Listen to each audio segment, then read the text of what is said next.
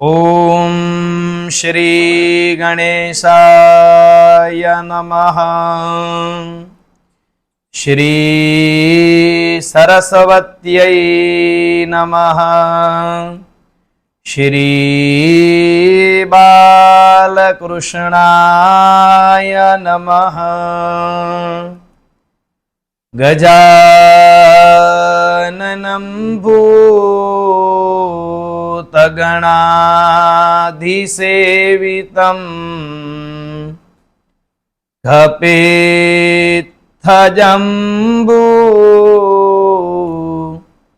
फलचारुभक्षणम् उमासुतं show कविनाशकारकम्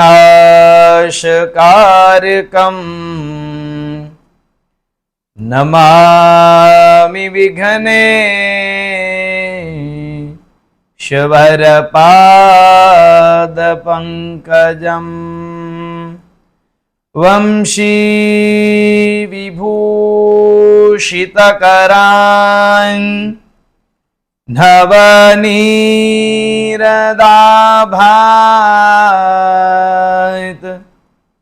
पीताम्बरादरुणबिं बफलाधरोष्ठात्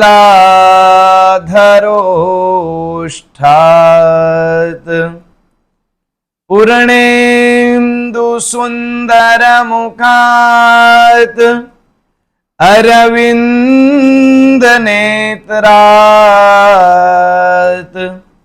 कृष्णात् परम् किमपि तत्त्वमहं न जाने।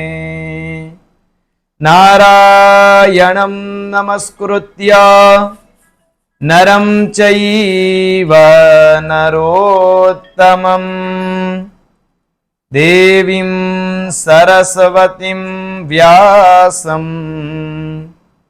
ततो जयमुदीरयेत्।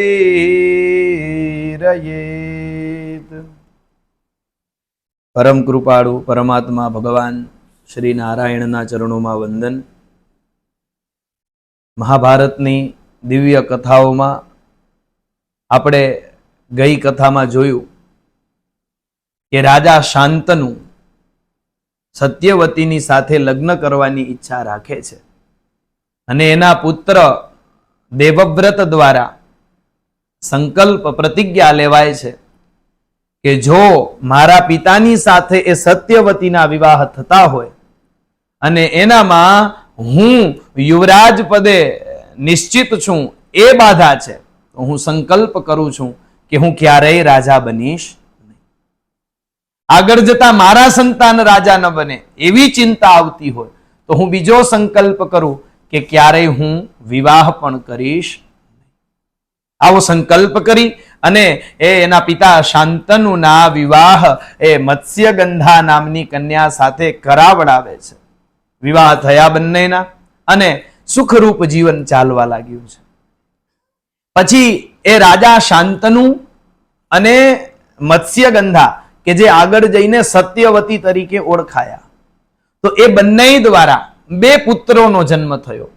बे पुत्र बहु ज शक्तिशाળી शीलवान अने खूब ज सारा एवा। एमां मोटा पुत्रनुं नाम छे चित्रांगद अने बीजा नाना पुत्रनुं नाम छे विचित्रवीर्य। हवे ए बंने पुत्र जे छे ए भीष्म सत्यवती एमने मोटा करे छे। हवे ए बंनेनो जन्म तो थई गयो परंतु ए बंनेना पिता एटले के शांतनु राजा एनो ए समये अकाळ मृत्यु थई गयुं। बधी ज जवाबदारी ए देवव्रत भीष्म उपर आवी पड़ी छे परंतु भीष्म ए जवाबदारीने सुयोग्य रीतना निभावे छे अने युवराज पदे मोटा चित्रांगद नो अभिषेक करे छे। अने चित्रांगद खूब ज शक्तिशाળી अने बहु ज उत्तम राजा बन्या छे। आर्यावर्तना तमाम राजाओने हराव्या, शत्रुओने तमामने बधाईने जीती અને પોતાના રાજ્યની સીમાઓ એમણે લાંબી કરી છે। પરંતુ એ ચિત્રાંગદમાં એક દોષ હતો કે ચિત્રાંગદને એવું લાગે કે મારા જેવું કોઈ છે જ નહીં, અને એ કોઈને પોતા જેવા માને જ નહીં. ન મનુષ્યને માને, ન દેવતાઓને માને, ન ગંધર્વોને માને, કોઈને પોતા જેવા ન માને. અને રાજા હતા એટલે બીજા તો કોઈ એને કાંઈ કહી ન શકે. પરંતુ ગંધર્વગણ, જે આપણે આકાશમાં સ્વર્ગમાં દેવતાઓની સાથે ગંધર્વ કિન્નર આ બધા હોય, તો એમાં ગંધર્વગણ જે છે એ ગંધર્વગણનો રાજા, અને એનું નામ પણ ચિત્રાંગદ. એ ચિત્રાંગદને ક્રોધ આવ્યો કે એવો તો વળી આ ચિત્રાંગદ શું છે કે જે બીજા કોઈને કાંઈ પોતા સમાન નથી માનતો. એટલે એણે તરત જ એ ચિત્રાંગદ ઉપર આક્રમણ કર્યું. ગંધર્વએ આ કુરુરાજ ચિત્રાંગદ ઉપર આક્રમણ કર્યું, અને આ પાછા શક્તિશાળી એટલે એ પણ એનાથી ડર્યા નહીં, અને બંને વચ્ચે યુદ્ધ થયું. હિરણ્યવતી નદીના કિનારે કુરુક્ષેત્રના યુદ્ધ મેદાનમાં એ યુદ્ધ થાય છે. બંને શક્તિશાળી છે, બંને પાસે એવી એવી શક્તિઓ છે. 3 વર્ષ સુધી આ યુદ્ધ ચાલે છે. 3 વર્ષ સુધી યુદ્ધ ચાલે છે. પરંતુ જે ગંધર્વરાજ હતો એ બહુ માયાવી હતો, અને એણે પોતાનો માયાનો પ્રયોગ કરી અને અંતે એ રાજા શાંતનુના અને સત્યવતીના પુત્ર ચિત્રાંગદને મારી નાખ્યો, એનું મૃત્યુ કરી દીધું, એનો વધ કરી દીધો. હવે એનો વધ થઈ ગયો. આ બાજુ દેવવ્રત ભીષ્મને ખબર પડી કે મારા ભાઈનું અવસાન થયું છે, એટલે એણે બધી જ જે અંત્યેષ્ટિ એની વિધિઓ હતી એ બધી જ વિધિઓ કરી અને પછી પોતે રાજ્યભાર ચલાવવા લાગ્યા. શું કામ? કારણ કે વિચિત્રવીર્ય તો બહુ જ નાના છે.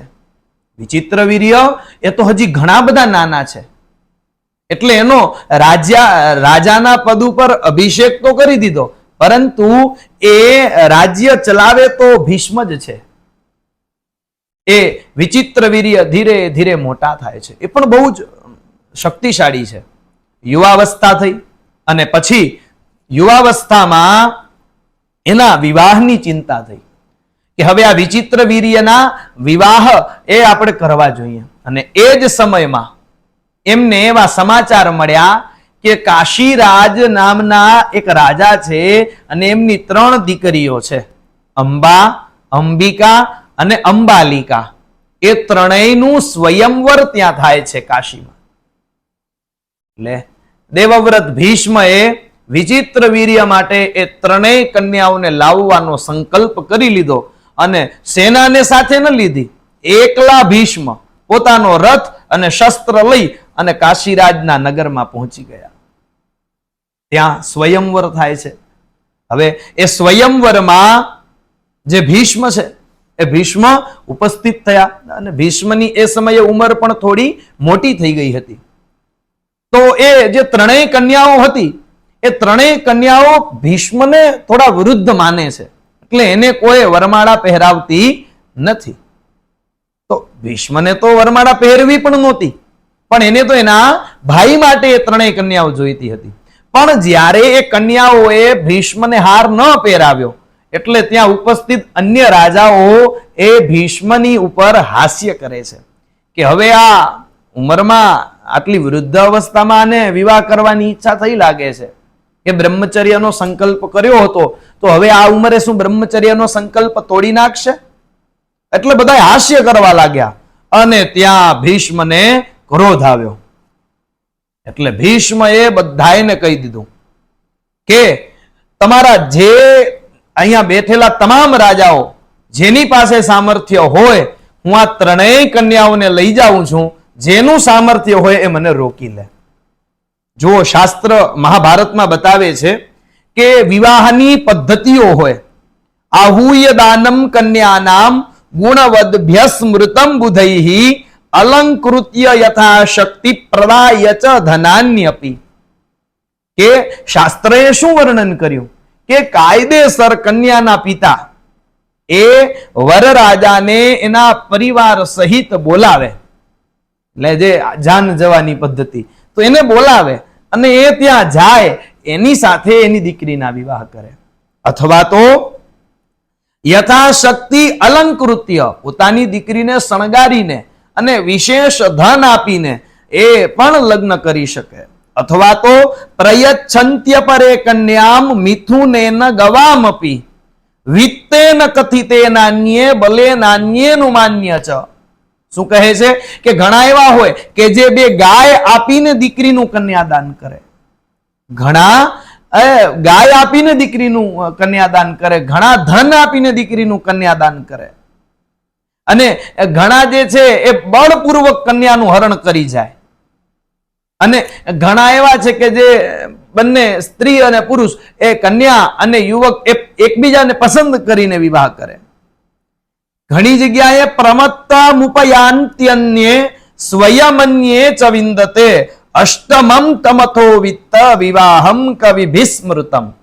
કે ઘણા સુતેલી કન્યાને ઉપાડી જાય, ઘણા એ પોતે નિશ્ચિત કરીને લઈ જાય, અને 8મો વિવાહ બતાવ્યો કે ધન આપીને દીકરીને લઈ જાય. આમ 8 પ્રકારના આપણા શાસ્ત્રોમાં વિવાહ બતાવ્યા છે. તો એ 8 પ્રકારે વિવાહ થઈ શકે. ભીષ્મ બધાને કહે છે, પણ વિશેષ નિયમ. સ્વયંવરમ તુ રાજન્યાહ પ્રશંસંત્યુપયાન્તિ ચ પ્રમથ્યતુ હૃતામાહુર્જ્યાયસીમ ધર્મવાદિનઃ. વિશેષ નિયમ રાજકન્યાઓ માટે આપ્યો કે જે ક્ષત્રિય કુળની જે યુવતીઓ હોય, જે રાજકુમારીઓ હોય, એને તો સ્વયંવર કરવું જોઈએ. અને સ્વયંવરમાં એની પ્રશંસા, જે પોતાની ઈચ્છા, જે એને પસંદ આવે એ યુવકને એ પોતાના પતિ તરીકે સ્વીકારે. અને એનાથી પણ વિશેષ કે સામર્થ્ય બતાવીને કોઈ કન્યાને એ સામર્થ્ય બતાવીને કોઈને સામર્થ્યનો, યુદ્ધનો ત્યાં પડકાર આપવો કે તમે જે મારી સાથે યુદ્ધ કરો, હું આ કન્યાને લઈ જાઉં છું, એટલે એ સૌથી શ્રેષ્ઠ છે. એવું ભીષ્મએ એ સભામાં બધાને કીધું. અને પછી બધાને કીધું કે હું તમને બધાને આવાહન આપું છું, હું આ 3 કન્યાઓને લઈ જાઉં છું, જેનું સામર્થ્ય હોય એ મને રોકી લે. એટલે આવું કહી દે એટલે બધાનું અપમાન થાય ને, એટલે બધા રાજાઓ ભેગા મળી અને ભીષ્મની સાથે યુદ્ધ કરે છે. પણ ભીષ્મ એવું યુદ્ધ કરે છે કે જે થોડી જ વારમાં તો એ બધા જ રાજાઓને એકલા ભીષ્મ હરાવી દે છે. અને એટલું જ નહીં, પણ અહીંયા બતાવ્યું કે 10,000 તીર ભીષ્મ ઉપર એક સાથે મૂકવામાં આવ્યા, પણ ભીષ્મએ બધાય તીરને અડધાને તોડી નાખ્યા, અડધાનો જવાબ આપ્યો, અડધાને ભાંગી દીધા. એવી રીતના યુદ્ધ કર્યું અને બધાને હરાવ્યા. હારી ગયેલા રાજાઓ પણ ભીષ્મની પ્રશંસા કરવા લાગ્યા, ખૂબ સારું યુદ્ધ કર્યું. હવે વળી ભીષ્મ જાય છે, ત્યાં એક શાલ્વ નામના રાજા આવ્યા. શાલ્વ નામના રાજાએ તરત ભીષ્મને કહ્યું કે ઉભા રહો, ક્યાં જાઓ છો આ કન્યાને લઈને? એટલે વળી પાછા બીજા બધા રાજાઓ શાલ્વની સાથે જોડાઈ ગયા. એટલે શાલ્વએ ભીષ્મને કહ્યું, ભીષ્મ વળી ક્રોધથી તરત જ પોતાના સારથીને કહ્યું પાછો રથ વાળો. રથ વાળ્યો અને શાલ્વની સાથે, પણ શાલ્વએ એવા તીર મૂક્યા કે પિતામહ ભીષ્મ છે એ તીરમાં ઢંકાઈ ગયા. અને બીજા બધાએ શાલ્વની પ્રશંસા કરવા લાગ્યા કે વાહ, તમે ભીષ્મને હરાવ્યા. અને ત્યાં જ ભીષ્મ પોતાના સારથીને કીધું કે હવે સીધા શાલ્વની બાજુમાં રથ લઈ લ્યો, કે મારે આવી રીતના તીર ચલાવવું નથી, સીધા ત્યાં લઈ લ્યો. સીધા એની બાજુમાં જઈને વારુણાસ્ત્ર મૂક્યું ભીષ્મએ, તરત શાલ્વને પણ હરાવી દીધા. શાલ્વને હરાવી અને જે 3 કન્યાઓને ભીષ્મ છે એ પોતાના ભાઈ વિચિત્ર વીર્ય માટે ત્યાંથી લઈ ગયા. હવે જેવા રાજ્યમાં આવ્યા એટલે ભીષ્મનું બધાએ બહુ સન્માન કર્યું કે તમે આટલું મોટું સાહસ, સામર્થ્ય બતાવી અને તમે આ કન્યાઓને આપણા રાજા માટે લઈ આવ્યા છો. એની માતા સત્યવતી ખૂબ પ્રસન્ન થઈ ગઈ. તરત જ એના લગ્ન નિશ્ચિત કર્યા. પણ લગ્ન નિશ્ચિત કરતી સમયે એ 3 કન્યામાંથી જે મોટી કન્યા હતી એનું નામ છે અંબા. એ અંબાએ ભીષ્મને કહ્યું કે તમે અમારું હરણ તો કરીને લઈ આવ્યા, પરંતુ મારું તો એ સ્વયંવરમાં નિશ્ચિત જ હતું કે હું શાલ્વ રાજાને જ માળા પહેરાવવાની હતી, અને આ વાત પાછી મારા પિતાજીને પણ ખબર છે, અને હું મારા મનથી તો એમને પતિ માની જ ચૂકી છું. હવે હું એમને પતિ માની ચૂકી છું, તો હું કોઈ અન્ય પુરુષને કઈ રીતના પતિ માની શકું? તો ભીષ્મ વિચાર કરે છે, પોતાના ગુરુજનો સાથે, બ્રાહ્મણો સાથે એ ધર્મની વાત કરે છે કે ખરેખર મારે હવે શું કરવું જોઈએ. અને બધા બ્રાહ્મણો દ્વારા અને ગુરુજનો દ્વારા એને એવું જાણવા મળ્યું કે 2 કન્યાઓ છે વિચિત્ર વીર્ય માટે. એ જે મોટી કન્યા જે શાલ્વને પતિ માને છે એને તમે અહીંયાથી પ્રેમપૂર્વક જવા દો. ભીષ્મએ એમને જવા દીધા. એવી કથા પણ મળે છે કે એ જ અંબા એને પછી ભીષ્મ અહીંયા લઈ આવ્યા એટલે એને ગુસ્સો આવ્યો અને ક્યાંક એવું પણ છે કે શાલ્વને મારી દીધા. તો શાલ્વને મારી દીધા એટલે હવે એ તો જેને પ્રેમ કરતી હતી એ પુરુષ તો છે નહીં, એટલે એને પરશુરામજી પાસે જાય છે. પરશુરામ, કારણ કે આ જગતમાં એક જ એવા પરશુરામ હતા કે જેનાથી ભીષ્મ ડરે, કારણ કે એના ગુરુ છે. બાકી તો ભીષ્મથી બધા ડરતા હતા. એટલે ત્યાં જાય છે. પછી એવું અંબા વરદાન પ્રાપ્ત કરે છે કે જે ભીષ્મએ મારા પતિને માર્યા છે એ જ ભીષ્મને હું મારીશ. તો કે ભીષ્મને તો ઈચ્છા મૃત્યુનું વરદાન છે, તો એ કેમ મરે? ત્યારે ભીષ્મએ કીધું કે હું ઈચ્છા મૃત્યુનું વરદાન છે પણ એક સંકલ્પ કરું છું કે મારી સામે કોઈ સ્ત્રી આવશે તો હું ક્યારેય શસ્ત્ર ઉપાડીશ નહીં. તો જો તમે સ્ત્રી બનીને આવશો તો હું તમારી સામે શસ્ત્રનો ત્યાગ કરી દઈશ. અને એને વચન આપી દીધું. એવું પણ એક કથામાં મળે છે. તો આવી રીતના એ અંબાને જવા દે છે અને અંબાને જવા દઈ અને આ 2 કન્યાઓના વિચિત્ર વીર્યની સાથે લગ્ન કરી દીધા. પ્રજા રાજી થઈ ગઈ કે રાજાના વિવાહ થઈ ગયા. વિચિત્ર વીર્ય એ પણ યુવાન વયના છે અને એ બંને અંબિકા અને અંબાલિકા યુવતીઓને પ્રાપ્ત કરી અને એ પણ રાજી થયા. પરંતુ એ કામાસક્ત બન્યા છે. એ કામાસક્ત બન્યા અને એ કામાસક્ત બન્યા પછી 7 વર્ષ સુધી એમણે સતત ભોગ ભોગવ્યો છે. અને 7 વર્ષ પૂર્ણ થયા એટલે એ વિચિત્ર વીર્યને ક્ષય નામનો રોગ થયો.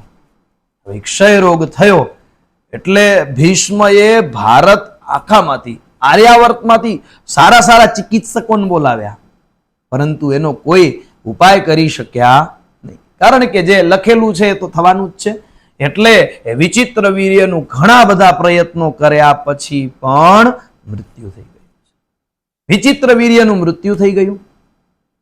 ભીષ્મએ વળી પાછી એની પણ બધી અંત્યેષ્ટિ ક્રિયાઓ કરી અને વળી જે હસ્તિનાપુરનું રાજ્ય છે એ રાજા વિનાનું બન્યું. રાજા વિનાનું બન્યું અને કોઈ સંતાન પણ છે નહીં. કારણ કે 2 ચિત્રાંગદના પણ કોઈ સંતાન નહીં અને વિચિત્ર વીર્યના પણ નહીં. અને હવે તો એવી પરિસ્થિતિ સર્જાણી કે ચિત્રાંગદના તો સંતાન નહોતા, વિચિત્ર વીર્યના સંતાન તો નથી પણ પાછી 2 પત્નીઓ છે. એટલે આ પરિસ્થિતિ સર્જાણી.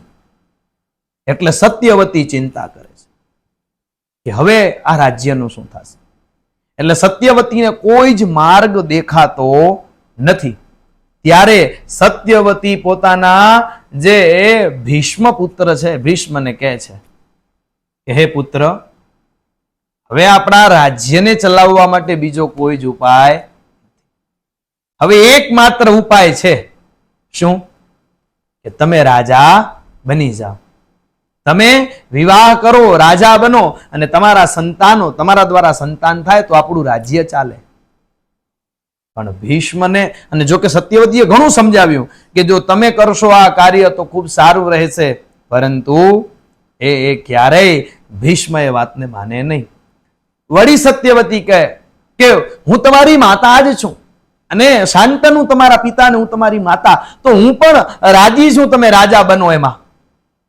પણ ભીષ્મ કહે છે કે જ્યારે આપના વિવાહ હું મારા પિતા સાથે કરાવવા ગયો ત્યારે મેં આપના પિતાને એવું વચન આપ્યું હતું કે હું ક્યારેય હસ્તિનાપુરનો રાજા બનીશ નહીં. નહીતર તો હું ત્યારે જ યુવરાજ હતો. મેં યુવરાજ પદનો ત્યાગ કર્યો છે. એટલે મેં એક વખત ત્યાગ કરી દીધો, હવે એનામાંથી હું પાછળ હટીશ નહીં.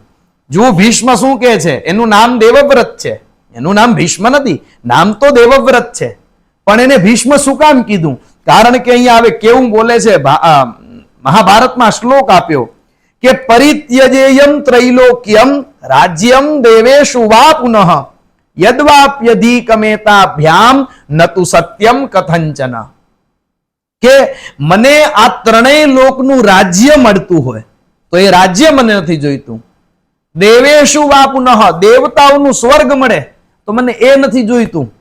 અને એનાથી વધારે પણ કઈ હોય ને એ પણ મળતું હોય તો એ બધું મને જોઈતું નથી. એ બધું છોડવા હું તૈયાર છું, પણ હું સત્યનો ત્યાગ કરીશ નહીં. સત્યની કેટલી મહત્તા છે. ફરીથી કહે છે, બહુ સમજવા જેવી ને સાંભળવા જેવું. ત્યજેચ્ચ પૃથ્વી ગંધમ આપશ્ચર સમાત્મનઃ જ્યોતિષ તથા ત્યજેદ રૂપમ વાયુ સ્પર્શ ગુણમ ત્યજેત. શું કહે છે કે પૃથ્વી એ ગંધ છોડી દે, સુગંધ છોડી દે. પછી કહે છે કે આપશ્ચ રસમાત્મનઃ, જળ છે એ રસને છોડી દે. જ્યોતિષ તથા ત્યજેદ રૂપમ, જ્યોતિ એટલે કે તેજ, એ રૂપને છોડી દે. વાયુ સ્પર્શ ગુણમ ત્યજેત, વાયુ છે એ સ્પર્શ, એનામાં એનું લક્ષણ છે કે સ્પર્શ કરે, સ્પર્શ કરવાનું છોડી દે વાયુ. પછી કહે પ્રભામ સમુત્સૃજેદર્કો ધૂમકેતુસ્તદોષણતામ ત્યજેત શબ્દમ તથાકાશઃ સોમ શીતામ શુતામ ત્યજેત.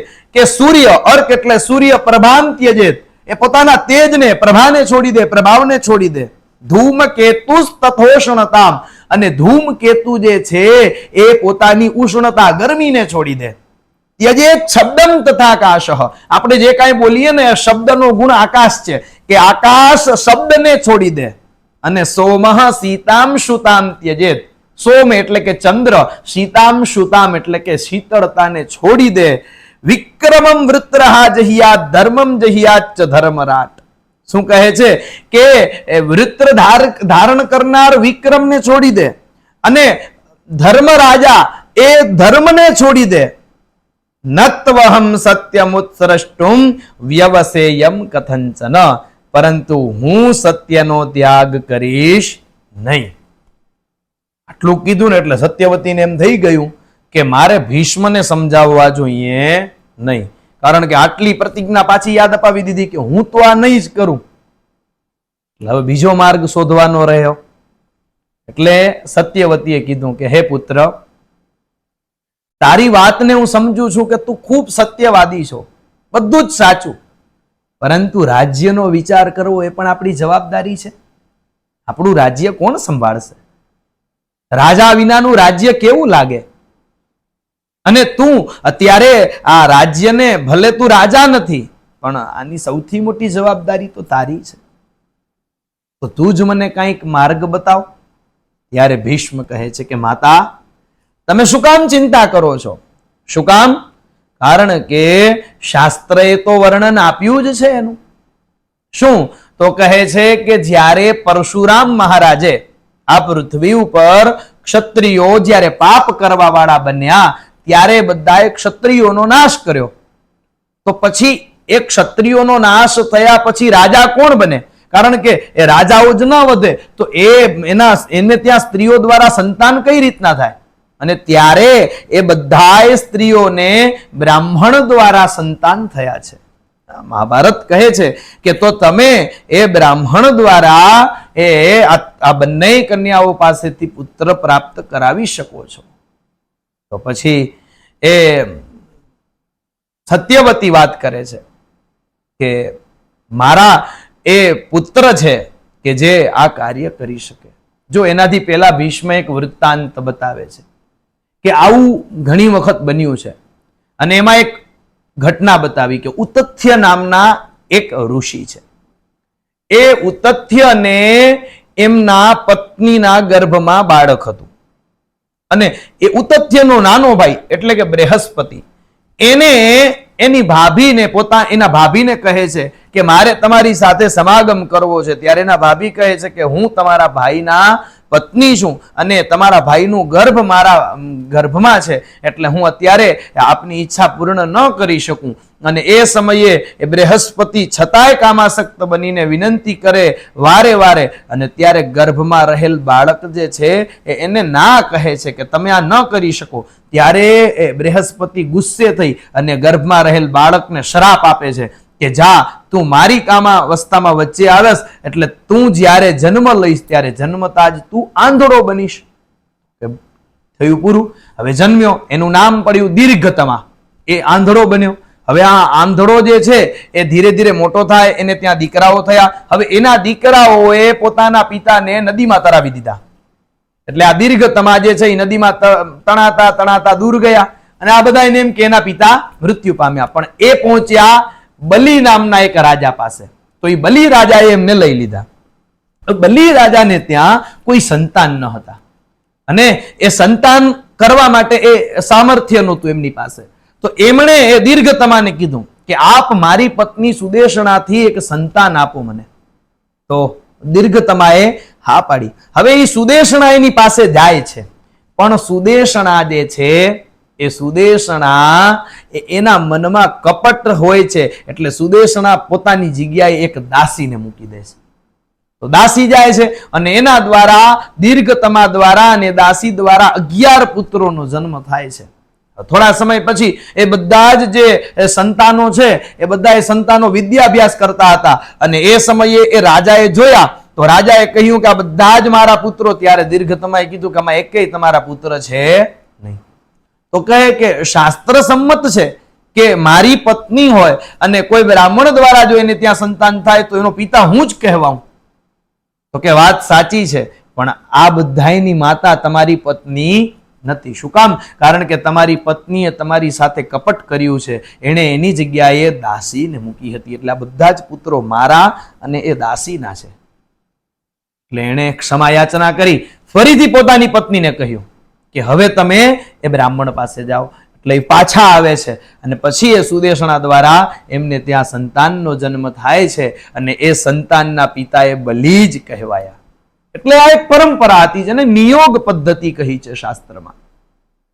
તો હવે સત્યવતી કહે છે કે હું જ્યારે નાવ ચલાવતી હતી ત્યારે એક વખત નાવ ચલાવતા એક તપસ્વી આવ્યા અને એ તપસ્વીનું નામ હતું પરાશર.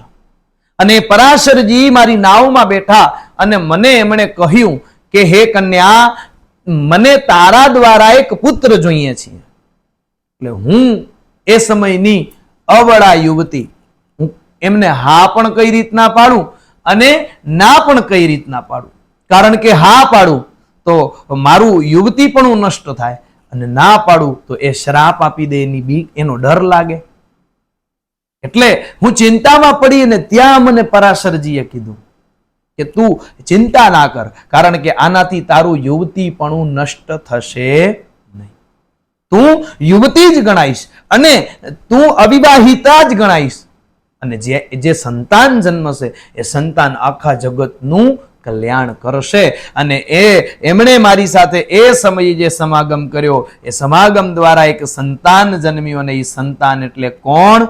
કૃષ્ણદ્વૈપાયન વ્યાસજી, કે જે વ્યાસજીએ 18 પુરાણની રચના કરી. એ વ્યાસજી મારા સંતપુત્ર છે. તો હું એ વ્યાસજીનું આવાહન કરું અને એમને જ કહું કે એ અંબિકા દ્વારા આપણા રાજ્યને પુત્ર આપે.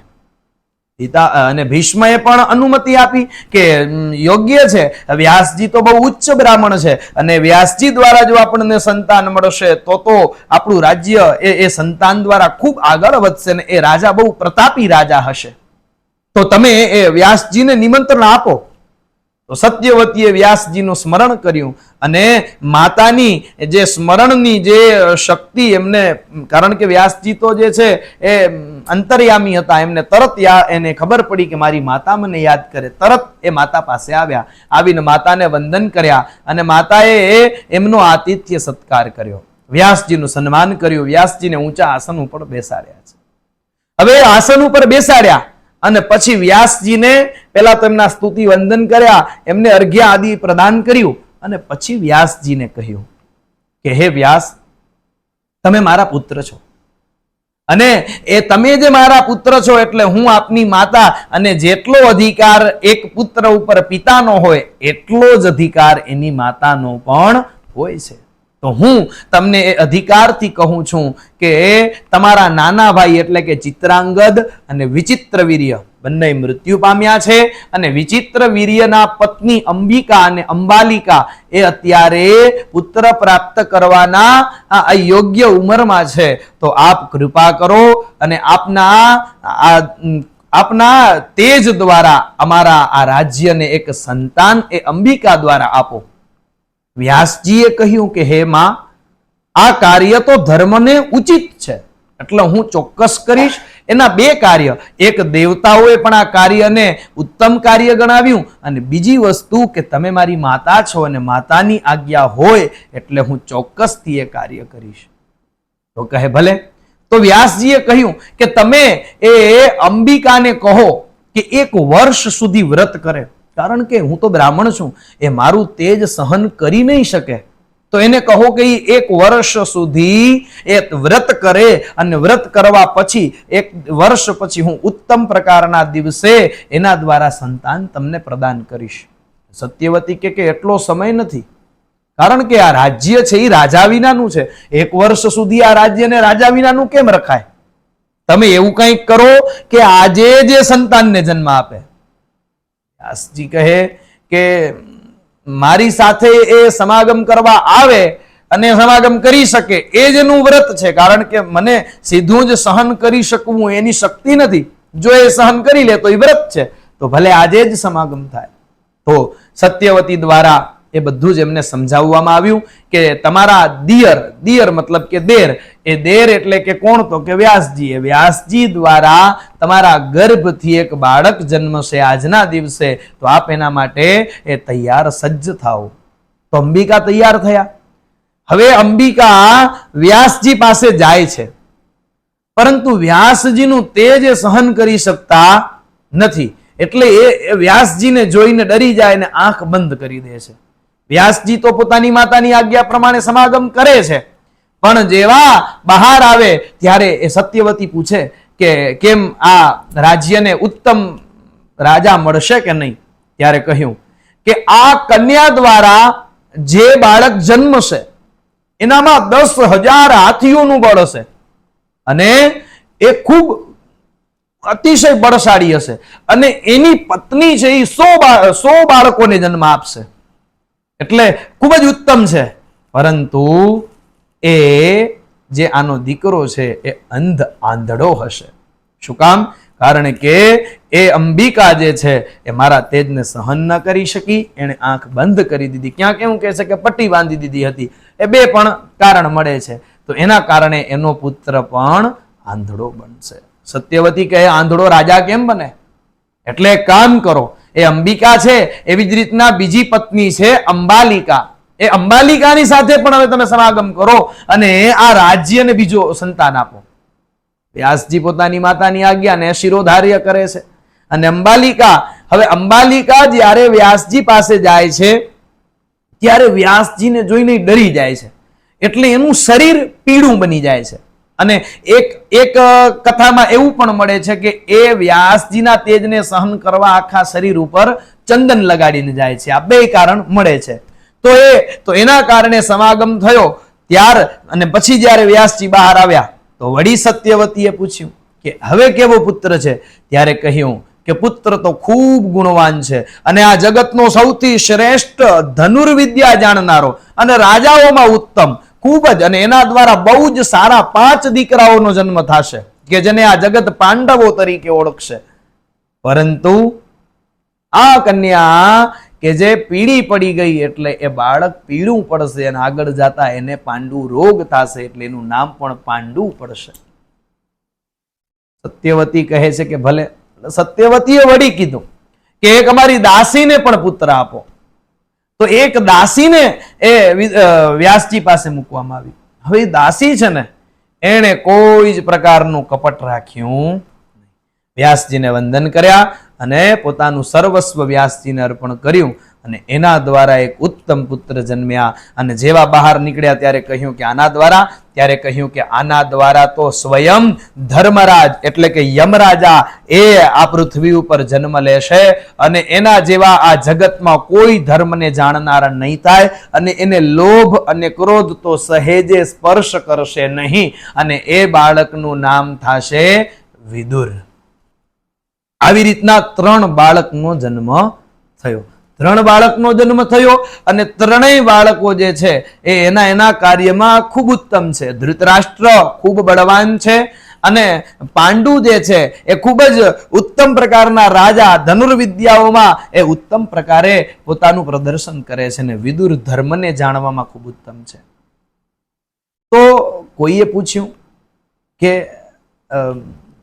ધર્મરાજા એમને કેમ દાસી પુત્ર બનવું પડ્યું? ધર્મરાજા એટલે યમરાજ, તો યમરાજને કેમ દાસી પુત્ર બનવું પડ્યું? એવું શું કર્યું હતું? તો એક કથા બતાવે છે કે એક વખત એવું બન્યું, એક ઋષિ હતા અને એ ઋષિનું નામ હતું માંડવ્ય ઋષિ.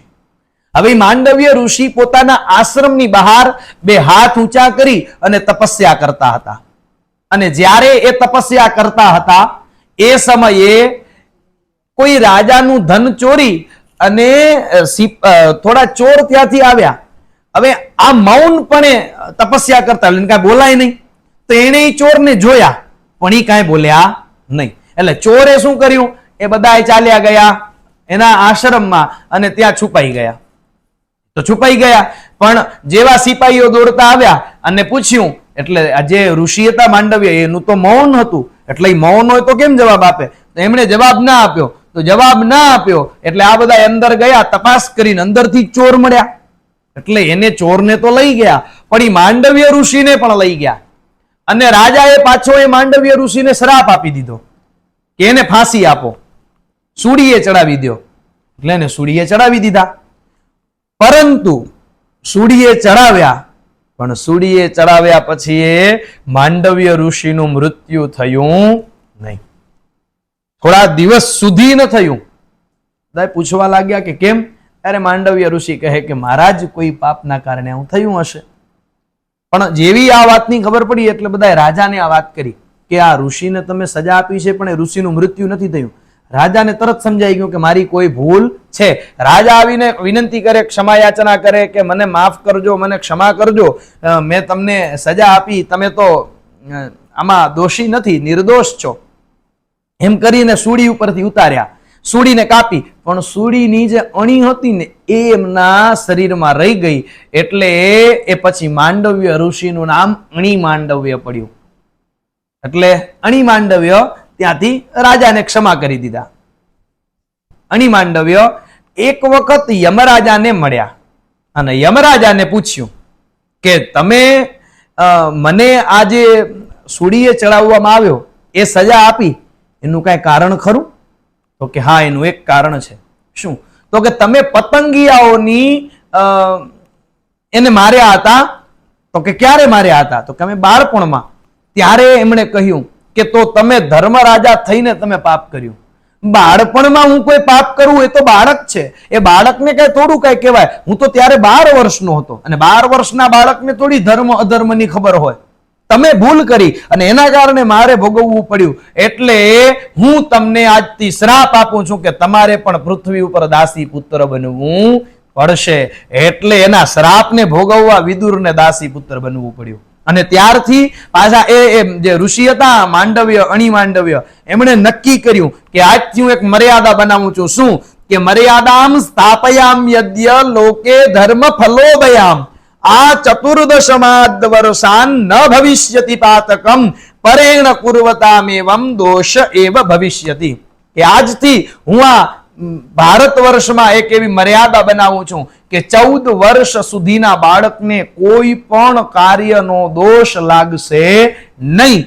14 વર્ષથી માથેના વ્યક્તિને તો હરેક વસ્તુનો દોષ લાગશે જ, પણ 14 વર્ષ સુધીના બાળકને કોઈ જ પણ દોષ લાગશે નહીં.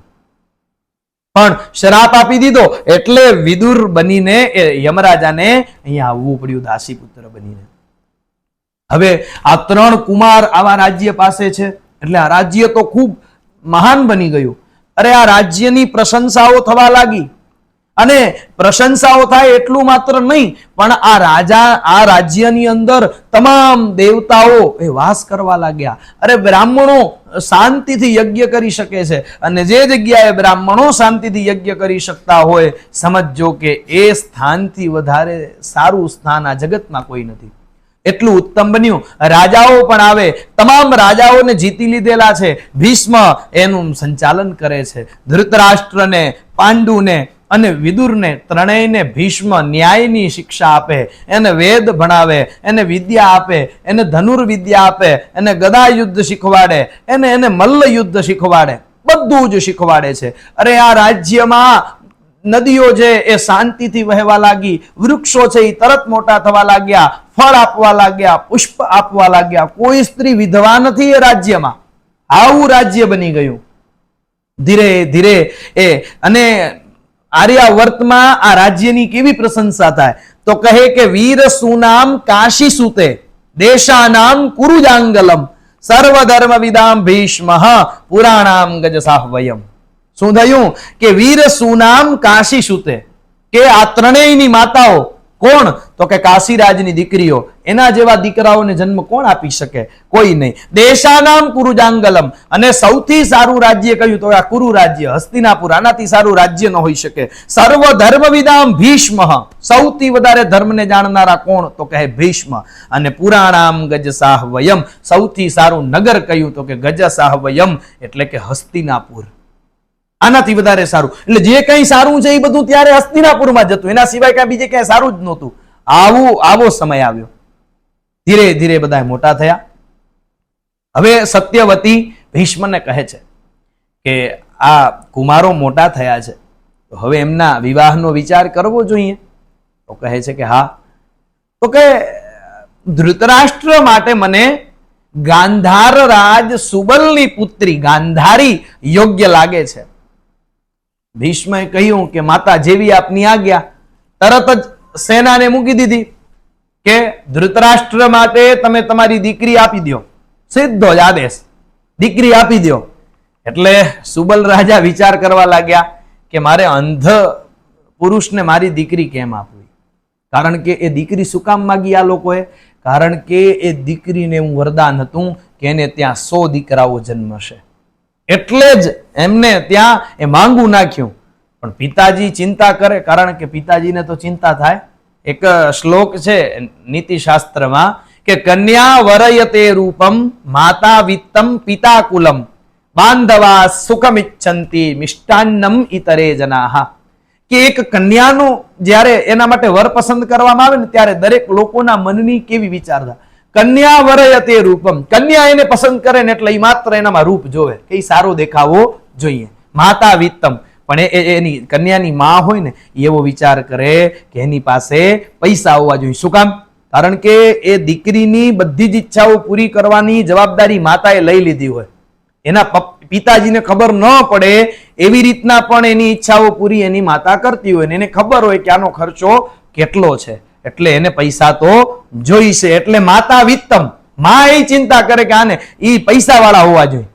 પણ પિતા કુલમ, પિતા એવો વિચાર કરે કે મારી દીકરીને હું જ્યાં દઉં એ કુળ છે ને એ બહુ મોટું નામ વાળું હોવું જોઈએ. પિતા કુલમ બાંધવા સુખમિચ્છન્તિ, એના ભાઈઓ એટલો જ વિચાર કરે કે જે હોય તે રાજી રહેવી જોઈએ. અને મિષ્ટાન્નમ ઇતરે જનાહ, કે જેમને ત્યાં કંકોત્રી જાય એ વિચાર કરે કે આપણને 2 દિવસનું જમવાનું મળશે, એટલે બીજી કોઈ ચિંતા નથી. આવો નીતિશાસ્ત્રનો શ્લોક છે. તો આ રીતના તો એ ગાંધારી જે છે, હવે એ તો એવી રૂપવતી કન્યા, અને જેને આવું વરદાન મળેલું કે 100 દીકરાઓને જન્મ આપશે, તો એવી કન્યા એક આંધળા પુરુષને આપી દેવી. પણ વળી ભીષ્મની ડર લાગ્યો કે જો ના પાડશું તો યુદ્ધ થશે, અને એમાં તો આપણે એને પહોંચવાના નથી, એટલે આજ પાડવી પડશે. એટલે એમ કરીને હા પાડી દીધી. પણ એ કોને ન ગમ્યું? ગાંધારીના ભાઈ શકુનીને. અને આ સૌથી મોટામાં મોટું કારણ બન્યું એ મહાભારત થવાનું. મહાભારત થવાનું સૌથી, કારણ કે એણે પોતે સંકલ્પ કરી લીધો શકુનીએ કે હું આજથી સંકલ્પ કરું છું કે જે રાજ્ય માટે તમે મારી બહેનનું જે યુવાવસ્થાને નાશ કરી દીધી એ રાજ્યને હું ક્યારેય ઊભું નહીં રહેવા દઉં. એટલે એને દુર્યોધનનો સાથ નથી આપ્યો. એણે તો એ રાજ્ય બગડે એવું કાર્ય કર્યું છે. જો દુર્યોધનને રાજા બનાવવો હોય તો એને સારી રીતના રાજા બનાવી શકે ને, એને બધું એને ખોટું શીખવાડ્યું. ભીમને ઝેર આપીને મરાવી નાખે, અર્જુન ઉપર પથ્થર ફેંકાવી દે, લાક્ષાગ્રહમાં બળાવી, આ બધું કોણ કરાવતું હતું? શકુની. તો એની બહેનનો બદલો લેતો હતો. તો હવે નક્કી થયું. અને પછી પણ ગાંધારી એ બહુ ઉત્તમ કન્યા હતી. એને ખબર પડી કે મારા લગ્ન એવા પુરુષ સાથે થાય છે કે જે અંધ છે, તો એણે સંકલ્પ કર્યો કે જો મારા પતિ જોઈ ન શકતા હોય તો મને પણ આ જગતમાં કાંઈ જોવું નથી. એટલે એણે એની આંખ ઉપર પટ્ટી બાંધી દીધી ને આખું જીવન એણે એ પટ્ટી બાંધેલી રાખી અને પોતાના પતિની સેવા કરી છે. એવી રીતના ધૃતરાષ્ટ્રના વિવાહ એ ગાંધારી સાથે થયા છે અને આગળ જતા એમને ત્યાં 100 દીકરાઓ જન્મ થયા. એ 99 દીકરાઓ જન્મ્યા અને 1 દીકરી જન્મી અને આમ ટોટલ 101 હતા.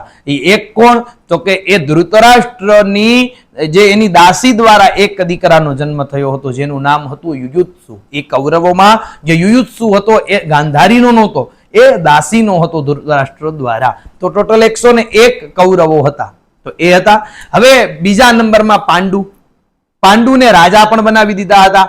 એટલે પાંડુ સ્વયંવરમાં જાય છે. ક્યાં જાય છે સ્વયંવરમાં? કુંતી ભોજ રાજાને ત્યાં. હવે એ દીકરી કુંતી ભોજ રાજાની દીકરી છે કુંતી, પણ એ કુંતી એની દીકરી હતી નહીં. એ કોની દીકરી હતી? એ હતી શૂરસેનની દીકરી. શૂરસેનની દીકરી એટલે કે વસુદેવની બહેન. વસુદેવ એટલે કોણ? કૃષ્ણ ભગવાનના પિતા. અને વાસુદેવ એટલે કૃષ્ણ ભગવાન. સમજજો, વસુદેવ એટલે કૃષ્ણના પિતા અને વાસુદેવ એટલે કૃષ્ણ પોતે. શું કામ? વસુદેવસ્ય અપત્યમ ઇતિ વાસુદેવઃ. વસુદેવના દીકરા વાસુદેવ. તો એ વસુદેવની બેન. પણ એ શૂરસેને સંકલ્પ કર્યો હતો કે કુંતી ભોજને ત્યાં સંતાન ન હતું તો મારે ત્યાં જે પેલું સંતાન થશે ને એ હું કુંતી ભોજને આપી દઈશ. ને કુંતી ભોજ કોણ થાય? એના ફઈના દીકરા. તો આ દીકરી એને આપી દીધી અને એ દીકરીનું નામ હતું કુંતી પૃથા. એ બધું એનું નામ હતું. કુંતી એટલે કે કુંતી ભોજની રાજકુમારી હતી. તો આ રીતના એના નામ હતા. હવે એનું સ્વયંવર રચવામાં આવ્યું અને ત્યાં પાંડુ પણ ગયા. કુંતી માળા લઈને નીકળે છે. બધા એને જોયા પણ એને કોઈને પસંદ કર્યા નહીં અને છેલ્લે પાંડુ રાજાને માળા પહેરાવી દીધી. પાંડુ રાજાની ત્યાં જય જયકાર થયો. પાંડુ રાજા ત્યાંથી જ એની પત્નીને લઈને જ યુદ્ધ કરવા નીકળી ગયા અને બધા રાજાઓને હરાવતા આવે. આ બાજુ કાશી, પૌંડ્રક બધાને હરાવે, દક્ષિણ ઉત્તર બધું હરાવ્યું અને પછી એ પહોંચ્યા શલ્યના દેશમાં. અને શલ્યએ તો એ જેવી વાત મૂકી તે ભેગી પોતાની બેન માદ્રી એને આપી દીધી. પાંડુ એ પૃથા એટલે કે કુંતીની સાથે તો લગ્ન કરીને આવ્યા જ હતા, પણ જેવી યાચના કરી એટલે શલ્યએ પોતાની બહેન માદ્રી પણ એમને આપી દીધી અને એ પાંડુના માદ્રી સાથે પણ લગ્ન થયા. બંનેને લઈ અને ઘણું બધું ધન, ઘણા બધા વાહનો, ઘણી બધી સંપત્તિ, ઘણા બધા પ્રાણીઓને લઈને એ હસ્તિનાપુર પાછા વળે છે. અને જેવા હસ્તિનાપુરમાં પાંડુ આવ્યા એટલે આ હસ્તિનાપુર રાજી થઈ ગયું કે આ તો કેટલું બધું જીતીને લાવ્યા. અને જે ભીષ્મ છે, ભીષ્મ બહુ રાજી થયા. ભીષ્મએ તરત જ પાંડુનો આવકાર કર્યો અને એને અભિનંદન આપ્યા, રાજાનું સ્થાન આપ્યું અને એ ચાલવા લાગ્યું. પાંડુને પણ કાર્યક્રમે 5 દીકરાઓ થયા. એ કથા પણ આપણે જોશું. 5 દીકરાઓ જે છે એ 3 કુંતી દ્વારા અને 2 માદ્રી દ્વારા. પણ એ કઈ રીતના થયા એ આપણે આગળ જોશું. હવે વિદુર માટે થઈ અને એક રાજા દેવકને ત્યાં પણ દાસીની પુત્રી હતી અને એનું નામ હતું સુલભા. એ સુલભાની સાથે વિદુરના લગ્ન કરાવ્યા અને એને પણ ત્યાં બહુ સારા એવા સંતાનો થયા છે. હવે એ તો બધું થયું, પણ વળી અહીંયા વૈશંપાયનજીને પ્રશ્ન કરવામાં આવ્યો કે જે ધૃતરાષ્ટ્રના 100 દીકરાઓ જન્મ્યા તો એ 100 દીકરાઓ જન્મ્યા પણ એની કથા મને સંભળાવો. ત્યારે એને કહ્યું કે ધૃતરાષ્ટ્ર દ્વારા ગાંધારી જે છે એ ગર્ભવતી થાય છે પણ 2 વર્ષ સુધી સંતાનનો જન્મ થતો નથી. એટલે એક વખત ગાંધારી એ ગર્ભનો પાત કરાવી દે, ગર્ભ ફેંકી દે છે અને જેવો ગર્ભ ફેંકી દે છે એટલે એનામાંથી એક માંસનું ટુકડો નીકળે છે અને એ ટુકડાને ફેંકવા જાય ત્યાં વ્યાસજી આવ્યા. વ્યાસજી આવીને કીધું આ તું શું કરસ? તો કહે કે મને વરદાન હતું 100 દીકરાઓનું, તો મને તો 100 દીકરાઓની જગ્યાએ આ માંસનો ટુકડો કેમ જન્મ્યો? વ્યાસજીએ કહ્યું કે શાંતિ રાખ, હું તને કહું એ કર. તો કહે શું? કે તું 100 ઘીના ઘડા ભરાવ, 100 ઘીના ઘડા ભરાવ. 100 ઘીના ઘડા ભરવામાં આવ્યા અને જે માંસનો ટુકડો હતો એના ઉપર ઠંડુ પાણી મૂકવામાં આવ્યું એટલે એનામાંથી 100 ટુકડા 100 ટુકડા થયા. અને એ 100 ટુકડાને એ ઘડામાં મૂકવામાં આવ્યા. અને પછી વ્યાસજીએ કીધું કે હવે આ બધા ઘડાઓમાં એ જે છે એ ગર્ભ વિકસિત થશે અને એ ગર્ભ વિકસિત થઈ અને પછી એ બધા એનો જન્મ થશે. જુઓ, ત્યારે આપણી પાસે આવી પદ્ધતિ હતી, હજી નથી આવી પદ્ધતિ. IVF ભલે આવ્યું, પણ એ IVF એવી રીતના નથી આવ્યું જે રીતના મંત્રોથી, આ તો એમને થઈ જતું. એટલે આપણો ધર્મ સૌથી વધારે આગળ છે અને આપણા જે ઋષિ મુનિઓ જે કરી ગયા એ કોઈથી થાય નહીં. હજી તમે કુંતીનું તો જોજો, એ તો કેવી રીતના બાળકને જન્મ આપે છે. તો આવી રીતના એ બાળકોને વિકસિત થવા લાગ્યા અને એક સમય આવ્યો કે પણ આનાથી પેલા યુધિષ્ઠિરનો જન્મ થઈ ચૂક્યો છે. આ તો ખાલી ધૃતરાષ્ટ્રના પુત્રની કથા બતાવે છે, એટલે આપણે યુધિષ્ઠિરની કથા પણ હમણાં જ સાંભળશું. તો એ 100 ઘડા જે છે એ ધીરે ધીરે ફૂટવા લાગ્યા અને એમાંથી પહેલો ઘડો જે ફૂટ્યો અને એનામાંથી નીકળ્યો દુર્યોધન. આમ એનું નામ હતું સુયોધન, પણ એને કામ જ એવા ખોટા કર્યા ને કે સુની જગ્યાએ દુ થઈ ગયું એટલે દુર્યોધન, નહીતર એનું નામ સુયોધન હતું એટલે એ દુર્યોધન બન્યો. તો એ દુર્યોધનના જન્મ સમયે ધૃતરાષ્ટ્ર તો રાજી થઈ ગયા. મોટા મોટા બ્રાહ્મણોને બોલાવ્યા, જ્યોતિષીઓને બોલાવ્યા કે મારા દીકરાનું ભવિષ્ય કહો, આ રાજા બનશે કે નહીં? બધાએ કહ્યું કે એ રાજા બનશે નહીં. રાજા તો નહીં બને, કારણ કે એનાથી પેલા યુધિષ્ઠિર જન્મી ચૂક્યા છે, એ જ રાજા બનશે. પણ આ તો અમંગળ કરાવનારો દીકરો છે, કારણ કે ગધેડાઓનો અવાજ લાવવા લાગ્યો, શિયાળનો અવાજ આવવા લાગ્યો, અમંગળ વર્તાવા લાગ્યા, ગાયો રડવા લાગી. આવું બધું થાય એટલે અમંગળ છે. તો બધાએ કીધું કે તમે કામ કરો, તમારી પાસે તો આ બીજા આટલા દીકરા છે, આ એકનો ત્યાગ કરી દો. પણ ધૃતરાષ્ટ્રએ પુત્ર સ્નેહમાં, સ્નેહ નહીં પણ પુત્રનો મોહ, એ મોહના કારણે એ દીકરાને મૂક્યો નહીં. આગળ જતા એ દુર્યોધન થયો. એવી જ રીતના એના બીજા ભાઈઓ પણ એવી જ રીતના 99 થયા. એ ઘડામાંથી 99 દીકરાઓ જન્મ્યા અને એક જન્મી દીકરી, અને એ દીકરીનું નામ હતું દુશ્શલા. અને એ દુશ્શલાના લગ્ન થયા સિંધુ નરેશ જયદ્રથની સાથે. એ કથા આગળ આવશે. અને એક યુયુત્સુ કે જે સમય દરમિયાન ગાંધારીનો ગર્ભ હતો પણ 2 વર્ષ સુધી જન્મ ના આપી શકે, એટલે ધૃતરાષ્ટ્રએ ક્રોધમાં પોતાની દાસીની સાથે સમાગમ કર્યો અને એના દ્વારા એક દીકરાનો જન્મ થયો અને એ દીકરાનું નામ હતું યુયુત્સુ. એટલે આવા ટોટલ 101 કૌરવો થયા. આ એની કથા છે. હવે વળી પાછું પૂછવામાં આવ્યું કે રાજા પાંડુને તો શ્રાપ મળ્યો હતો કે જો એની પત્નીની સાથે સમાગમ કરશે તો એનું મૃત્યુ થઈ જશે. તો એના પછી એને 5 સંતાનનો જન્મ કઈ રીતના થયો એ કથા કહો.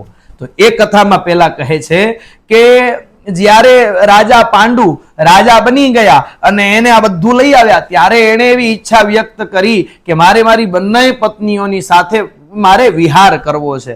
એટલે એ હિમાલયના પ્રદેશોમાં વિહાર કરે છે.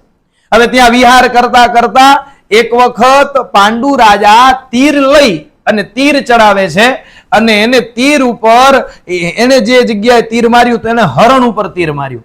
હવે એ હરણ અને હરણી એ સમયે સમાગમ કરતા હતા અને એ હરણને તીર વાગ્યું એટલે હરણનું મૃત્યુ નજીક આવ્યું. પાંડુ ગયા કે આમાં કઈ કપટ થઈ ગયું. કપટ શું થયું કે હરણ છે એ ઋષિ કિંદમ બની ગયા. તો પાંડુએ પૂછ્યું કેમ તમે આ અવસ્થામાં?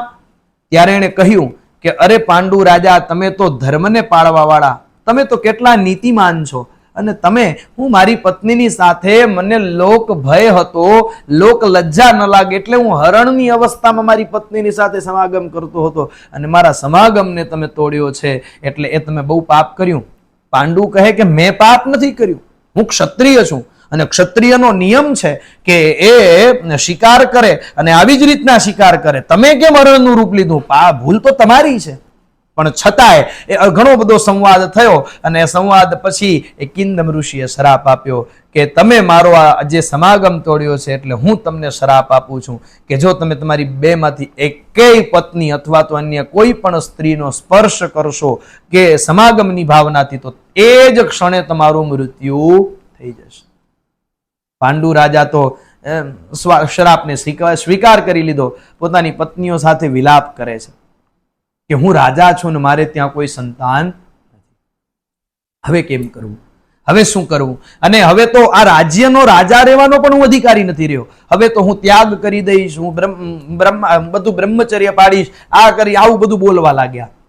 ત્યારે કુંતીએ કહ્યું કે પહેલા આપણે આપણા રાજ્યમાં તો જઈએ. રાજ્યમાં આવ્યા અને રાજ્યમાં આવીને પિતામહ ભીષ્મને અને આખા રાજ્યને પાંડુએ કહ્યું કે હું હવેથી દોષી બન્યો છું અને શ્રાપ વાળો છું, મને આવો શ્રાપ લાગ્યો છે, એટલે હું આ રાજ્યમાં રહી શકીશ નહીં, એટલે હું આ રાજ્યનો ત્યાગ કરું છું. એમ કરીને એ જાય. ધૃતરાષ્ટ્રને કાર્યકારી રાજા બનાવવામાં આવ્યા. કાર્યકારી રાજાનો મતલબ શું થાય કે રાજા તો પાંડુ જ છે, પણ એને દોષ લાગ્યો, શ્રાપ લાગ્યો, એટલે એની જગ્યાએ અત્યારે ધૃતરાષ્ટ્ર રાજા બને, પણ આગળ જાતા એનું સંતાન જે છે ને એ જ રાજા બનશે. એવી રીતના ભલે. એટલે બધાએ આજ્ઞા આપી જતા હતા ને ત્યાં કુંતી અને માદ્રી બંને ઉભા રહ્યા કે અમે આપની સાથે વિહાર કર્યો છે, આપ મારા પતિ છો અને ભારતીય સ્ત્રી પોતાના પતિ સિવાય ક્યાંય રહે નહીં, એટલે અમે તો આપની સાથે આવશું. જો આપ રાજા હો ને અમે રાણી બની શકીએ તો આપ જ્યારે ઋષિ બનો તો અમે તપસ્વીની કેમ ના બની શકીએ? એટલે હવે અમે આપની સાથે તપસ્યા કરશું અને આપના નિયમને પાડશું. પાંડુએ હા પાડી, બંનેને લઈને જાય છે અને ખૂબ જ સારી રીતના તપસ્યા કરે, બહુ જ સારું જીવન ચલાવે છે. બધા પ્રશંસા કરવા લાગ્યા. પણ પાંડુ એક વખત ચિંતિત હતા. તો કુંતીએ પૂછ્યું કે કેમ તમે ચિંતિત છો? ત્યારે પાંડુએ કહ્યું કે મને મારો કોઈ કામ નથી, પરંતુ હું રાજા અને મારા ત્યાં કોઈ સંતાન ન હોય તો મારા રાજ્યનું શું? હું તો સૌથી મોટો પાપી ગણાવું જો હું સંતાનને જન્મ ના આપું તો. પછી ઘણી બધી વાત કરી કે જેને ત્યાં સંતાન ન હોય એ વ્યક્તિ તો કેટલા દુર્ભાગ્ય કહેવાય, એનું દુર્ભાગ્ય કેટલું હોય, એટલે હું તો એ દુર્ભાગી મનુષ્ય છું. અને પછી એણે કહ્યું કે શું એવું ન થઈ શકે? જેવી રીતના અમારો જન્મ થયો એવી જ રીતના આપણે ત્યાં પણ કોઈ દીકરાઓનો જન્મ થાય કે જેનો પિતા તો હું જ કહેવાઉં. પછી વળી પાછા ત્યાં ઉદાહરણો આપ્યા કે કોઈ બ્રાહ્મણનું આવાહન કરવામાં આવે અને તમારા દ્વારા પુત્ર થાય તો પણ એનો પિતા તો હું જ કહેવાઈશ ને, એ રાજા બની શકશે. કુંતીએ કહ્યું કે પણ તમે શા માટે ચિંતા કરો છો? એવું કાંઈ જ કરવાની જરૂર નથી, કારણ કે હું જ્યારે નાની યુવતી અવસ્થામાં હતી ત્યારે એક વખત ઋષિ દુર્વાસા કુંતી ભોજનગરમાં આવ્યા અને ત્યાં હું એની સેવા કરતી હતી. તો એ મારી સેવાથી પ્રસન્ન થઈ ગયા અને પ્રસન્ન થઈ અને એમણે મને વરદાન આપી દીધું કે હું તને એવું વરદાન આપું છું કે તું કોઈ પણ દેવતાનું આવાહન કરીશ ને એની પાસેથી પુત્ર માગીશ તો એ દેવતા તને પુત્ર આપશે. તો કુંતીએ કહ્યું કે તો હે સ્વામી, હું એ દેવતાઓનું આવાહન કરું અને આપ કહો એ દેવનું આવાહન કરું અને સંતાન થાય. કારણ કે પછી એ કથા બતાવી કે જ્યારે મને આ વરદાન મળી ગયું ત્યારે હું તો મારી કાચી બુદ્ધિ હતી, એટલે મને એમ થયું કે આવું કઈ સાચું થતું હોય તો મેં એનો પ્રયોગ કર્યો. એટલે પ્રયોગમાં મેં સૂર્યદેવનું આવાહન કર્યું તો સૂર્યદેવ તો દીકરો લઈને આવી ગયા. હવે મારા તો લગ્ન નહોતા થયા. હવે એ દીકરો અને પુત્ર પણ કેવો કે જે સોનાના કવચ અને કુંડળની સાથે જન્મ્યો હતો. એ દીકરો મને સૂર્યદેવે આપ્યો. મેં કહ્યું કે પ્રભુ, હું આ બાળકને લઈને અત્યારે ક્યાં જાઉં? મારા તો વિવાહ પણ થયા નથી અને એ પણ એવા સમયમાં, તો કેમ બધું થાય? તો સૂર્યએ કહ્યું કે પણ હવે મારાથી તો આ પુત્ર તમને આપવો જ પડે. હવે તો એ તો ગયા, પણ યમુનાજીમાં કુંતીએ, કારણ કે એની ઉંમર એવી હતી નહીં એટલે એને પોતે યમુનાજીમાં એ બાળકને તરાવી દીધું ને દીકરો એ પહોંચ્યો છેટ હસ્તિનાપુર. અને હસ્તિનાપુરમાં અધિરથ એટલે કે ભીષ્મના સારથી અધિરથ એનું નામ, એ જે એનો રથ ચલાવે એમને ત્યાં એ બાળક પહોંચ્યું અને એ બાળકને એ અધિરથ અને એની પત્ની રાધા એ બંનેએ એ બાળકને મોટો કર્યો અને એ બાળક આગળ જતા બન્યો મહાદાની કર્ણ. તો મેં એવી રીતના આ છે તો કહે કે ભલે, તો હવે તમે એક કામ કરો. તો એણે બધું જ વ્યવસ્થિત પૂજા પાઠ કરી અને સ્નાન ઇત્યાદિ કરી અને કુંતીને કહ્યું કે તમે ધર્મરાજાને બોલાવો. ધર્મરાજા એટલે કે યમરાજ. યમરાજનું આવાહન કરો કે એ મને એક એવો દીકરો આપે કે જે ધર્મને પાડનારો હોય, ધર્મની વાતને બધી જ જાણતો હોય, એવો દીકરો મને જોઈએ. કુંતીએ કહ્યું કે ભલે. એટલે એને ધર્મરાજનું મંત્ર બોલીને આવાહન કર્યું. ધર્મરાજ તો રાજી થયા, આવ્યા અને ધર્મરાજને એ પાંડુએ પ્રાર્થના કરી કે હે ધર્મરાજ, મને એવો પુત્ર આપો કે જે મારા રાજ્યનું ધર્મ દ્વારા એ શાસન કરી શકે. એને દીકરો આપ્યો અને એ દીકરાનું નામ પડ્યું યુધિષ્ઠિર. શું કામ? કારણ કે જે યુદ્ધે સ્થિર હોય તે યુધિષ્ઠિર, જે યુદ્ધમાં સ્થિર રહેવા વાળો બનશે એનું નામ પડ્યું યુધિષ્ઠિર. થઈ ગયું. થોડા દિવસો થયા. વળી પાંડુએ કહ્યું કે ધર્મ પાડે એવો દીકરો તો મળ્યો, પણ એક એવો દીકરો જોઈએ કે જે ખૂબ બળશાળી હોય, એવા દીકરાને આપણે પ્રાપ્ત કરીએ. એટલે એને વાયુદેવ પવનદેવને બોલાવ્યા. પવનદેવને બોલાવી અને વિનંતી કરી કે મને તમારા જ જેવો બળવાળો દીકરો આપો. અને ત્યાં પવનદેવે જે દીકરો આપ્યો, એ દીકરો આપ્યો ને જેવો દીકરો જમીન ઉપર આવ્યો ને તો એ પર્વત તૂટી ગયો. એટલે એ દીકરાનું નામ વૃકોદર ભીમસેન પડ્યું. અને એ ભીમસેન એના દીકરા બીજા થયા જે વાયુદેવ દ્વારા મળ્યા. અને આ ભીમસેનની વાત આવીને એટલે હજી કહી દઉં, આપણે હજી એકાદશીની વાતને આગળ થોડીક વધારીએ કે કાલે જે નિર્જલા એકાદશી છે એ નિર્જલા એકાદશી એ ભીમ દ્વારા પડી અને એને ભીમસેની એકાદશી, ભીમ 11 તરીકે પણ ઓળખાય છે. શું કામ? ભીમને ભોજન કરવા માટે એટલું ભોજન એને ગમે, એટલું ભોજન એને ગમે કે ભીમ ભોજન વિના ન રહી શકે. તો એક વખતની વાત છે કે ભીમને એમ થયું કે લાવો આજે હું કૃષ્ણને મળવા જાઉં. તો ભીમસેન કૃષ્ણને મળવા દ્વારકા ગયા. હવે જ્યારે ભીમ આવતા ને તો ભગવાન એના માટે કેવા કેવા વ્યંજનો બનાવે, પકવાન બનાવે, એને ગમે એવું બનાવે. અને ભીમસેન નાસ્તો કરે ને, જેને બાલભોગ કહેવાય, નાસ્તો તો હવે આપણે કહીએ ને બાલભોગ કહેવાય, એ બાલભોગ કેટલો કરે? 12 ટન અને 80 કિલો. એટલે આ કેમે આપણું ભેગું થાય ને? ઈ નાસ્તો કરે તો જમતા કેટલું હશે? તો એવા ભીમસેન તો ઈ આવતા હતા દ્વારકા. એટલે કૃષ્ણ ભગવાન હર વખતે એના માટે વ્યંજન બનાવે. વ્યંજન તો બનાવ્યા, પણ કૃષ્ણને ન મળે ત્યાં સુધી ભીમ જમે નહીં ને. એટલે એને એના દ્વારપાળોને કહી દીધું કે ભીમ આવે એટલે એમ કહેજો કે હાઈ આવે છે, આવે છે, આવે છે, કરતા રહેજો. તો કે ભલે. તો આવ્યા ભીમ. કૃષ્ણ ક્યાં છે? તો કઈ થોડી વારમાં આવે. તો ભીમ એની રાહ જોવા. ભીમ રાજી થયા કે હમણાં કૃષ્ણને મળીશ. વળી કૃષ્ણ એની મજાક કરે, એની પરીક્ષા કરે. થોડીક વાર થાય, વળી ભીમ કે હવે? તો કે આવે જ છે. વળી? તો કે હવે આવે જ છે. અને છેલ્લે ભીમને ગુસ્સો આવ્યો તો કે છે ક્યાં કૃષ્ણ?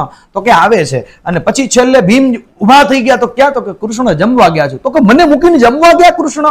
એટલે એને ગુસ્સો આવ્યો. ત્યાંથી જાય ત્યાં ભગવાન કૃષ્ણ આગળ આવીને ઉભા રહી ગયા કે અરે ભીમ ભાઈ, કેમ તમે આ ગુસ્સે થઈ ગયા? હું તમને મૂકીને જમવા જઈ શકું? હું તો હજી જમ્યો જ નથી. ભીમને ખબર પડી. ભીમ સમજ્યો, ઠીક છે, સમજાઈ ગયું કે આ તમે મારી મજાક કરતા હતા, પણ મને આટલી વાર તમે ભૂખ્યો રાખ્યો હોય કે આમ છે ને તેમ છે, એમ કરી અને એને આખો દિવસ ભૂખ્યો રાખી દીધો. પાણીએ પીધું નહીં. અને પછી એ આખો દિવસ ભીમનો એવો થયો. એટલે ભીમની 11 ભીમના નામ ઉપર પડી નિર્જળા એકાદશી. આગળ જતા એક વખત એવું બન્યું કે ભીમ ઈ એકાદશી રાખે. અને આ એકાદશીનું મહત્વ કેવું છે કે પાછું હું જે કહું છું એને પકડી ન લેવાનું, કે એમ કે આખા વર્ષની એકાદશી તમે ન રહ્યો અને એક આ એકાદશી રહી જાઓ તો તમારી બીજી બધી ન રહેવાનું પાપ ન લાગે. પણ પાછું આપણે એવું કરવાનું નહીં કે બીજી નથી રહેવી ને એક આ રહી લેવી. હા, એમ કે આ તો શોર્ટકટ મળી જાય એટલે એનો ઉપયોગ ન કરવો તરત જ. એમ એવી જ બધી.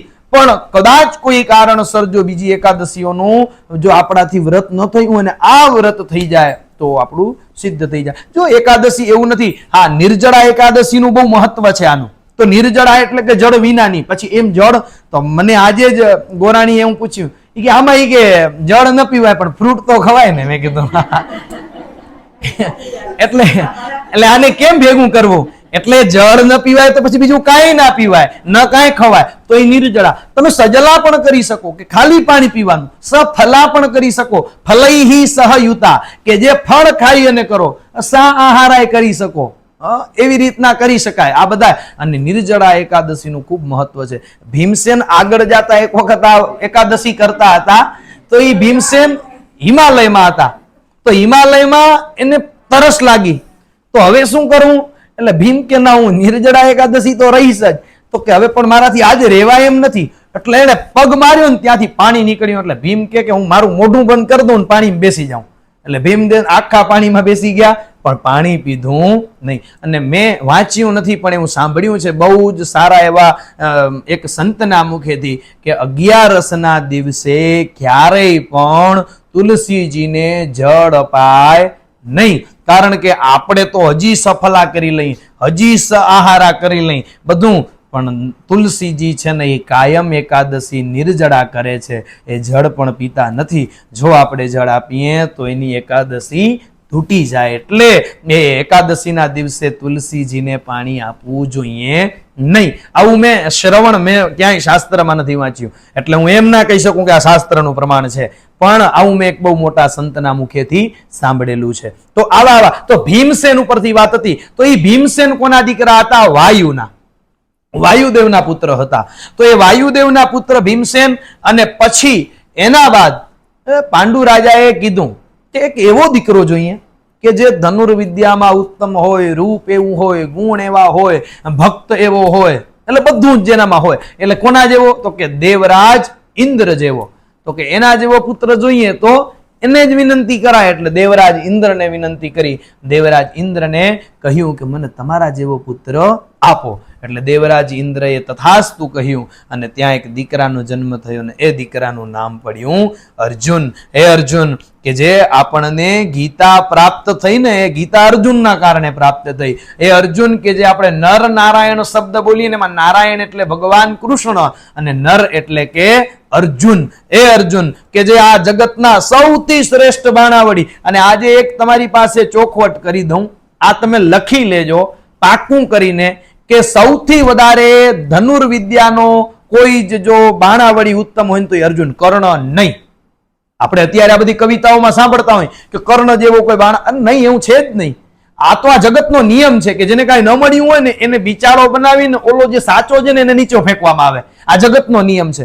અર્જુનથી શ્રેષ્ઠ કોઈ નહોતું, અને અર્જુને ક્યારેય કપટ નથી કર્યું. કર્ણ પાસે તો દેવતાઓની શક્તિઓ હતી, બાકી અર્જુને તો મહેનત કરીને યુદ્ધ શીખેલું હતું, અને કર્ણ સારો જ હતો, પણ અર્જુનથી શ્રેષ્ઠ બાણાવળી નહોતો. એટલે અર્જુન સૌથી શ્રેષ્ઠ હતો. તો આવી રીતના અર્જુનનો જન્મ થયો, 3 દીકરાઓનો જન્મ થયો.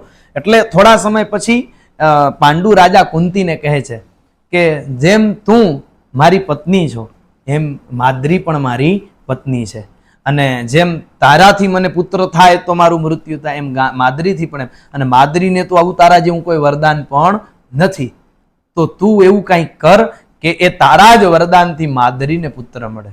કુંતી તો બહુ ઉત્તમ ગુણોવાળી હતી, ગુણવતી કન્યા. તો કહે કે ભલે. એટલે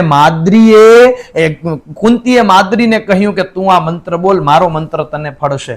એટલે માદ્રીને પાંડુએ કહ્યું કે તમે અશ્વિની કુમારોનું આવાહન કરો. એટલે માદ્રીએ અશ્વિની કુમારોને મંત્રથી બોલાવ્યા, અને એમની પાસેથી એ 2 દિવ્ય બાળકો કે જે યુદ્ધમાં પણ નિષ્ણાત હતા, ઔષધિઓને જાણવામાં બહુ નિષ્ણાત, ઘોડા ગાયને જાણવામાં બહુ નિષ્ણાત, એવા એ 2 અશ્વિની કુમારોના દીકરાઓ જન્મ્યા. અને મહાભારતનું જયારે યુદ્ધ થયું ને, ત્યારે પાંડવોની સેનામાં જે કોઈ બધા ઘાયલ થાય, સાંજે બધા બરોબર. શું કામ? કારણ કે અશ્વિની કુમારોના દીકરા હોય, એના ઉપર હાથ ફરાવે એટલે બધા બરોબર થઈ જાય.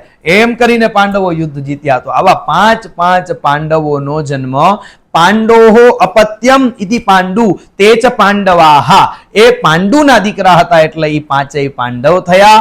અને ધૃતરાષ્ટ્રના દીકરા જે હતા એ બધા કૌરવ થયા, એ 101. અને આ 5 આવી રીતના એ હસ્તિનાપુરનું રાજ્ય સંભાળવા માટે બાળકોનો જન્મ થયો. હવે એક નાનકડી કથાને સાંભળી લઈએ કે આ બધાનો જન્મ તો થઈ ગયો, પણ એક વખત પાંડુ રાજા એ હવે હર્ષમાં આવી ગયા કે દીકરા 5 છે, બધું છે, બરોબર છે, ત્યાંય પણ 100 દીકરાઓ છે.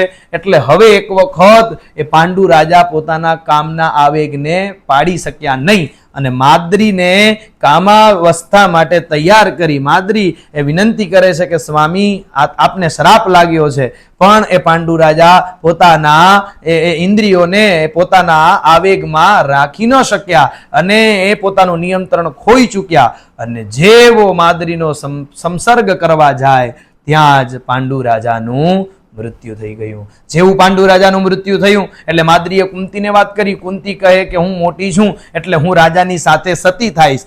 માદ્રીએ કહ્યું કે ના, તમારે સતી થવાનું નથી. શું કામ નથી થવાનું? કારણ કે તમે તો ઉત્તમ ગૃહિણી છો, અને તમારી પાસે જેટલું જ્ઞાન, તમારા પાસે જેટલી ધીરજ, તમારી પાસે જેટલી બુદ્ધિ છે એટલી મારી પાસે નથી. એટલે તમે આ 5 દીકરાઓને સરખા, મારા 2 દીકરાઓને તમારા 3 જેવા જ માનજો, અને એમ કરી અને એ તમે 5ને મોટા કરજો. હું પાંડુ રાજાની સાથે સતી થાઈશ. અને એ વાતને યોગ્ય કરવામાં આવી. માદ્રી અને પાંડુ રાજાનો ત્યાં જ સતી થઈ, અને પાંડુ રાજાનો અંત્યેષ્ટિ કર્મ કરવામાં આવ્યું. હવે આગળની કથાઓમાં એ પાંડવોને લઈ અને ભીષ્મ અને સત્યવતી છે એ હસ્તિનાપુરમાં આવશે અને પછી એ પાંડવો અને કૌરવો બધા મોટા થશે. એની બધી જ કથાઓ આપણે આગલી વખત સાંભળશું. આજના દિવસે આપણે આટલી કથાઓને સાંભળી વિરામ કરીએ અને ભગવાનના શ્રી ચરણોમાં આજની કથાને અર્પણ કરીએ.